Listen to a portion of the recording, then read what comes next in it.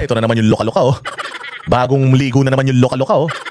Mistulang Battle of the Presidential Sons ang comparison ng Malacanang matapos purihin ang Battle of the Presidential Sons? Okay ng ina nyo. Talagang paglalabanin natin yung mga presidential sons and presidential daughters, Duterte versus Marcos, putang ina nyo. Ano nagawa ng mga Marcos na yan sa mga anak ni Marcos sa Pilipinas? Bukod sa yung isa, skateboard lang ng skateboard. Yung isa, attend lang ng attend ng concert. Yung isa parang hindi naliligo. Tapos ito si Sandro Marcos na unang-unang naging congressman, magnanakaw na. Paanong battle of the presidential sons? Putsang ina, ang tagal ng naging vice mayor, congressman nito ni Pulong Duterte. Tingnan nyo nga ang Davao, ikumpara nyo sa Ilocos Norte. Tapos dalawa na naging presidente ng Ilocos Norte. Tingnan nyo kung ano itsura ng Ilocos Norte, kumpara nyo naman sa Davao. Meron ba kayong mga proyekto na meron sa Davao ngayon? Meron ba kayong mga underground na mga cabling? Meron na ba kayong ganun? Diyan ba sa Ilocos Norte, bukod sa Pagod Pod at saka doon sa Windmill, ano pa ba yung pinupuntahan dyan? Ano ba yung gustong-gusto ng tao dyan? Maalala ng tao pag nagpunta sila dyan sa probinsya nyo? Wala. Bukod sa dyan kayo nakatira, walang meron sa Ilocos Norte na may pagmamalaki mo. Eh dito sa Davao, ang dami-dami. Napakaraming mga kaganapan dito sa Davao na wala dyan sa Ilocos Norte. Mga ano nga lang, mga techno hub. Mga buildings. Mga tawag dito, land development.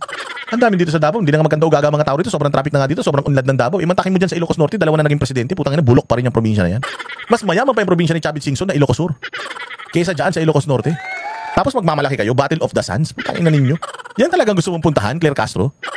Bobo ka talaga, no? Ano pinanganak talaga si Claire Castro pa urong?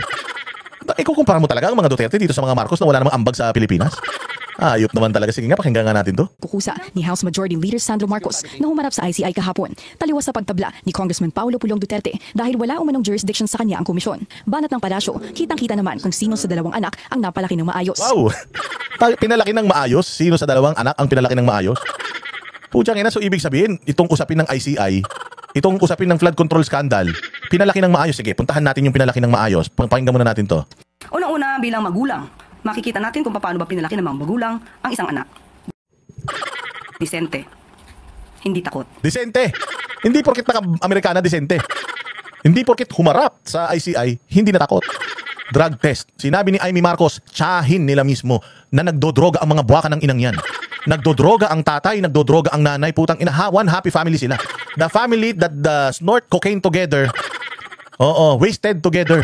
Tingnan mo ang mga itsura. Putang ina, ang yayaman pero mga mukhang tuyot. Yan ba ang pinalaki ng tama? Pinalaki ng disente? Anong klaseng pagpapalaki sa mga Marcos? Simulan natin sa lolo. Ang lolo, magnanakaw. Ang lolo, mamamatay tao. Ang lolo, according sa history ng buong mundo, pinakamagnanakaw na presidente.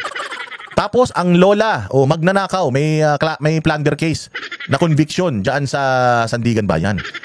Tapos napakaluho mamuhay, ang dami-daming sapatos. At kung anong mga kayamanan ang pinagsasabit sa katawan niya. Galing naman sa nakaw na pera ng taong bayan. So yun yung klase ng pagpapalaki kay Bongbong Marcos. Kaya nga si Bongbong Marcos mahina. Ang sabi nung kapatid, si Amy Marcos mismo, na walang alam ito, party lang ng party, bata pa lang, inom na ng inom, bata pa lang, cocaine na ng cocaine. Presidente pa tatay namin, putang ina, nagko-cocaine na yan. Kaya ngayon, ang isang adik, ang mahahanap niyan na mapapang-asawa, adik din. This is according to Amy Marcos, ha. Pinakasalan ni Bongbong ito si Lisa, akala niya titino, lalo palang lalala. Bakit? Puta, adik din pala. So adik, nakapangasawa ng adik, anong magiging mga anak niyan? Di puro mga adik. Ang matindi ron, may bonus pa. Bukod sa adik, yung mga magulang, adik yung mga anak, mga magnanakaw pa. Tingnan mo, sinasabi, di umano si Lisa Marcos, arena daw ng smuggling, di umano, ha.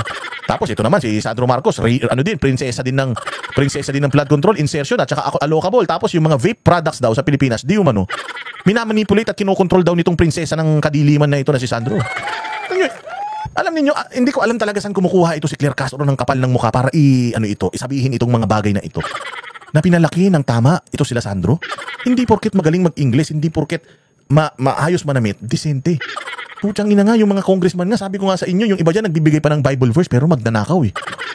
So saan mo nakuha yan? Sige, si Pangulong Duterte.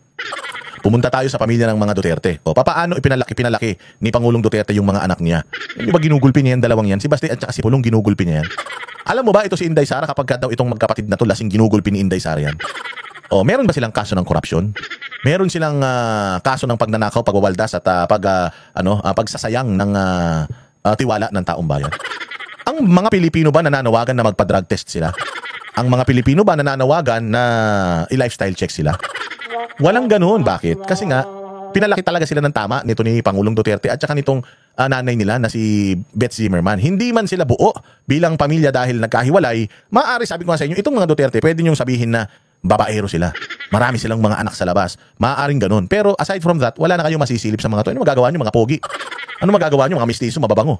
Pumapayag naman yung mga yung mga chicks na na ligaw-ligawan sila ng mga ito. So anong problema doon? Nasa sa kanila na 'yon, personal na 'yon. Pero pagdating sa pagsisilbi sa bayan, ang Davao City debt-free yan. Walang utang yan nung panahon ni VP Sara. Panahon ngayon ni Baste, walang utang yan. Nung panahon ni Pangulong Duterte, walang utang yan. Ang daming natutulungan yan. Saan nagsimula ang Davao City? Simula ang Davao City sa bulok, magulo, madilim. O ano na ngayon ang itsura ng Davao City? Pumunta ka kasi ng Davao. Pumunta ka ng Ilocos tapos pumunta ka ng Davao, ikumpara mo. Ayun to si Claire Castro kung ano-anong pinagsasasabi. Matapang na humarap sa investigasyon. Hindi nagtago, nagboluntaryo pa. Yun na nga ang masama doon eh. Nagboluntaryo. Pumunta ka doon, hindi handa yung pinuntahan mo. Anong itatanong sa'yo? Eh di wala. O halimbawa, dyan sa korte, may hearing tungkol sa krimen. Bigla kang pumunta ron. Ako po si ganito at gusto ko pong magsalita. Ha? Anong gusto mo magsalita? Hindi pa pwedeng pupunta ka rito sa hearing, bigla ka magsasalita. Sino nagre-represent sa'yo? Wala, ako lang. Tarantado, hindi pa pwede yan. Paano kita mako-cross-examine? Paano kita matatanong ng mga critical na tanong kung hindi naman kita pinapupunta rito, hindi kita iniimbitahan dito? Ito si Claire Castro, ano talaga eh, yung utak talaga dito puro kalyo na eh. Puro kasi makeup, baka kakasinghot nito ng Everbelena na makeup, pati yung utak niya lumabo na eh. Nilala ang ICI. Hindi tulad ng iba. So doon pa lang po bilang magulang ay proud sila. Proud talaga. Hindi ka ba magiging proud kay Sandro Marcos kung ako nga si Marcos Sr.? Buta, mahihiya ako eh. Tangina, akala ko magnanakaw na ako, yung pala mas matindi pa tong apo ko. Hindi ba magiging proud talaga si Marcos Sr. at saka si Marcos Jr. dyan kay Sandro. Mantakin mo, bata-bata pa, ang galing na magnakaw. Di umano ha. Sabi ni Sandro, wag kayo magagalit sa akin. Kasi hindi naman natin sasabihin magnanakaw si Sandro Marcos kung hindi sinabi ni Saldico. Kung si Saldico sana, biniktin nyo na noon pa. Hindi na sana napagsalita yan, di ba? Hindi na sana natin mabibisto yung mga ginawa ni Sandro. Pero dinideny niya yung insertion. Dinideny niya yung allocables. Anong ibig sabihin nun? Di ibig sabihin magnanakaw. Nandoon talaga sa GAA yung allocables at saka yung yung insertion na yan, tapos sasabihin niya wala. Di ba? Kung di ka ba naman ingot at tanga, tatay mo yung nag-check. O halimbawa man, hindi ikaw naglagay ng insertion na yan. Tatay mo nag-check eh. Nakita niya, may insertion yung anak ko, dami ha. Siyempre tatanungin ka niya, hoy, ilong anak, butang ina, ano itong ginagawa mo? Ang dami mong insertion. Hindi sa akin yan, daddy. Ito lang ang insertion ko. Ganun ba? O sige, putyang ano ko to, i-vito ko to. Kung budget na to. Ganun, hindi eh. Nakita ng tatay mo, yung anak niya, ang daming, wow, I'm so proud. Proud na proud ako, mantakin mo, 100 billion ang insertion ko, tapos ang insertion ng anak ko, 50 billion, ang galing. Magiging proud talaga si Bongbong Marcos sa Claire Castro kay Sandro dahil pangalawang termino pa lang niya bilang congressman pero putang ina sobrang mas magnanakaw pa siya doon sa mga matatagal ng congressman. Nakaka-proud yan. Bilang isang magnanakaw na magulang, bilang isang adik na magulang, nakaka-proud na yung adik mong anak marunong na magnakaw. Hindi lang siya basta adik, magnanakaw pa siya, di ba? Itodo nyo na. Nakaka-proud talaga yan. Promise. Bilang anak. Diversion daw para pagtakpan ang katotohanan para kay Pulong ang pagpapatawag sa kanya ng ICI. Pero para sa Malacanang, walang dahilan para tumalikod sa investigasyon kung wala namang itinatago. May kasabihan tayo, buntot niya, hila niya. It means you are responsible for the consequences of your own acts. Marami na po mga mabatas na gumalang sa pagpapatawag ng ICI. May nakulong? Wala. Pero pag nagpunta dyan si Pulong, putang ina niyan, ang susunod na rekomendasyon ng ICI, kasuhan si Pulong. Patibong yan. Marami na nga nagpunta dyan, pero alam naman natin na yung mga nagpunta dyan, puros palabas lang. Bakit? Mismong mga taga-ICI nang nagsasabi na itong ahensya nito walang ngipin. Itong ahensya na to walang silbi at itong ahensya na to malapit ng lumubog. So ano pang pinagmamalaki natin na may mga nagpunta dyan kung palubog naman na yan? Utangin na mo, Claire Castro, talaga wala ka talagang kukote. Wala kang utak. Nagbigay ng kanilang mga response ng kanilang mga nalalaman. Pero mismong si Resigned Commissioner Rogelio Babesing Buntot mo, hila mo. Pag takot ka daw sa investigasyon, ibig sabihin, may tinatago ka. Ganun nga yung sinasabi namin, di ba, Claire Castro? Sabi ko kasi, pinahamak mo na naman yung mga Marcos dito. Pinagsasalitaan nyo pa kasi ito, pinapahamak naman kayo nito. Pero katulad ng sinasabi ko, yung mga spokesperson dati, bihira magkamali. Ito si Claire Castro, araw-araw sablay. So sa sobrang daming sablay ni Claire Castro, hindi na rin natin alam kung ano yung pinakasablay sa lahat ng sablay na sinabi niya. Pero dito sa sinabi niya na kapag hindi ka nag-a-adhere doon sa panawagan, ibig sabihin, may tinatago ka. Ganun nga yung gusto natin sabihin sa kanila doon sa issue ng paggamit ng droga ng pamilya. Sabi ko nga sa inyo, hindi lang isang tao ang pinararatangan dito na gumagamit ng droga. According mismo ito sa kapamilya, ate, nagsilbing nanay, sa kanila, nagdadrag sila buong angkan. Nanay, alam mo yung kanta ng mother, father, brother, sister. Wala na sila sister eh. Oo, lahat yan, mga adik. So may panawagan ng taong bayan because public office is public trust. Dapat magpa-drug test na kayo. Anong ginagawa ninyo? Nagpa-drug test ba kayo?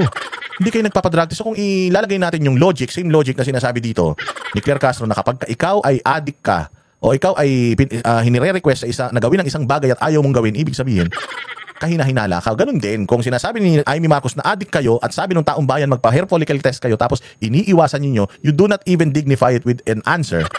O, ibig sabihin, safe na isipin ng taong bayan na addict talaga kayo, pamilya talaga kayo, hindi lang ng mga kawatan, pamilya pa kayo ng mga addict at nakakadiri, nakakahiya kayo sa ibang bansa, sa buong mundo. O, di ba? Ang nagsabing walang pangil ang ICI dahil sa lubos na kakulangan sa pondo. Tugon ng palasyo, nasa komisyon na ang pondo. At sa matagal ng pagkwestiyon sa kapangyarihan ng ICI, muling iginiit ng Malacanang na fact-finding commission ito na binuo para tumulong sa DOJ at Ombudsman na magsampa ng kaso. Naknang po, chow. Trabaho nga kasi ng DOJ at saka ng Ombudsman yan. Mag-fact-find at magsampa ng mga kaukulang kaso. Hindi naman kasi trabaho ng ICI yan eh. Ginilagay nyo ng itong ICI na ito dito para magmukhang bida si Bongbong at magmukhang may ginawa. Pero ang sabi niya, malapit na bilang ng mga araw niya matatapos na yung termino ni Marcos, wala pang nakukulong ng mga politiko. Nagbuo siya ng isang komisyon na palubog. Nagbuo siya ng isang komisyon hindi niya binigyan ng baon. Paano magfa-function? Nagbuo siya ng kumbaga naglagay siya ng isang bantay na tulog. Oh, nilalagay kita dyan para bantayan mo yung bahay ha. As ang unang-unang ginawa ng bantay na yun, natulog. Putang ina niyan. Ganun itong ginawa nito ni Bongbong Marcos dito sa ICI na ito at sa katarantaduhang pagnanakaw sa Pilipinas.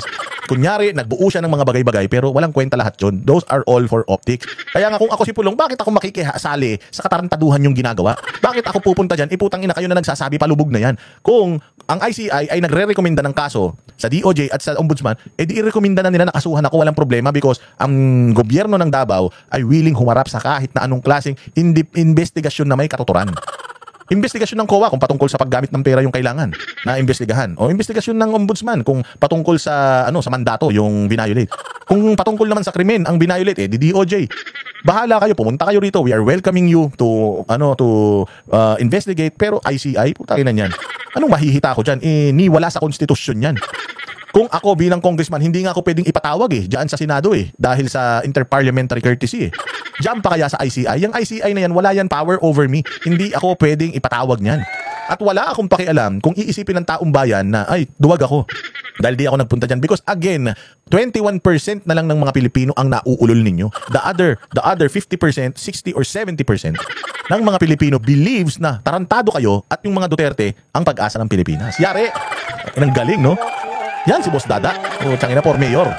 Kung nanganganib na nga bang madissolve ang ICI, But since nga po, nandiyan naman din po ang Ombudsman at napaka-active din po nila patungkol po sa usapin ng mga anomalyang flood control projects, maaari pong maging ganun. Pero as of now, contradict talaga si Claire Castro sa mga sinasabi niya. Napakatapang daw ni Sandro Marcos humarap sa ICI. Tapos sinasabi niya na pwedeng lumubog na yung ICI kasi meron namang ombudsman Masipag naman sila Putangin na yan. Kung nga sa inyo, tarantado talaga to Tuwan-tuwa siya, proud daw si Bongbong na nagpunta si Sandro sa ICI. Okay nang ina niyan. Tingnan mo, parang ganito lang yan Ako ang may-ari ng eskwelahan. Ako nagpapasweldo sa lahat ng mga teacher sa eskwelahan. Tapos dyan ko i-enroll yung anak ko. Do you expect? Ine-expect mo na yung anak ko babagsak sa paaralan na yan? Kahit matulog yung anak ko dyan, putang ina, pasado yan, baka first honor pa yan taon-taon. Di ba? Yan yung hindi nila iniisip Okay, sana kung ang nagbuo nitong nitong ICI na ito, COA. Di ba? Yun, okay. Pero ang nagbuo, presidente mismo, tas ang iimbestigahan, presidente mismo. Ano yan, bali? Hindi ba usually ganyan ang ginagawa kung halimbawa ikaw ay isang DOJ secretary, tapos yung anak mo nahuli nagdodroga, may kaso siya, di ba ang gagawin mo? Mag-step down ka para hindi mo ma-impluwensyahan yung investigasyon. Ito hindi, puta, presidente ka pa. Nagbuo ka ng komisyon, pupunta yung anak mo dyan para i-deny yung mga akusasyon sa kanya, tapos gusto mo maniwala Pilipino.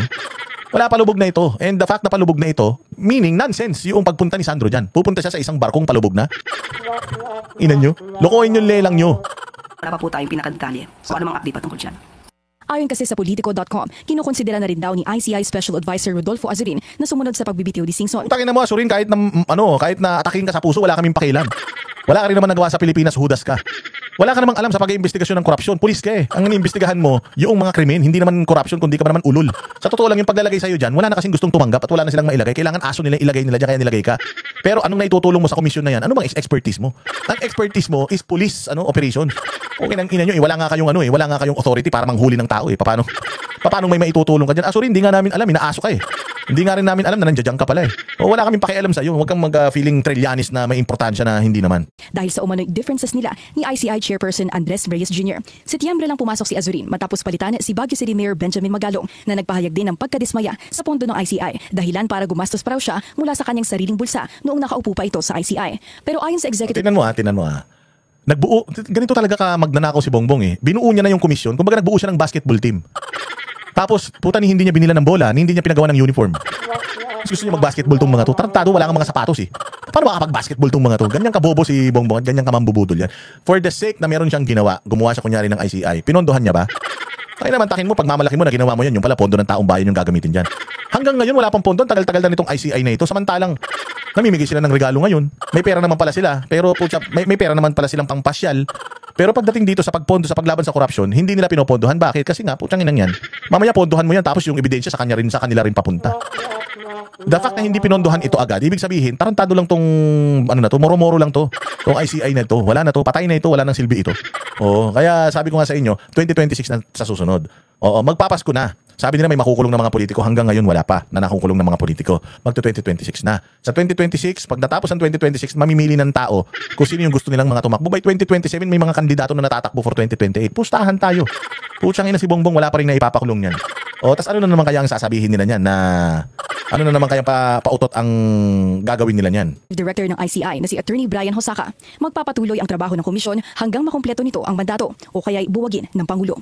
Tumangging magbigay na pahayag ang Office of the Ombudsman para kumpirmahin ang pahayag ni Yan yung sinasabi natin. Yan yung sinasabi ni Bongbong Marcos na ako ang nagsimula ng flood control issue na ito, ako rin tatapos. Yan na yun. Siya nagsimula magnakaw. Tapos silang nagsimulang gumawa ng investigasyon at madidissolve na yung investigating body or investigative body na ginawa nila. Wala pa rin napapakulong. Siya talaga ang tatapos sa bayang Pilipinas. Dudurugin niya ng bayang Pilipinas. Diyos mo. Sos! Oh, Diyos ko po, sabi ko nga sa inyo, wala na talagang pag-asa kapag gaganto tayo ng ganito. Oh, Diyos ko Lord, puros ano na lang.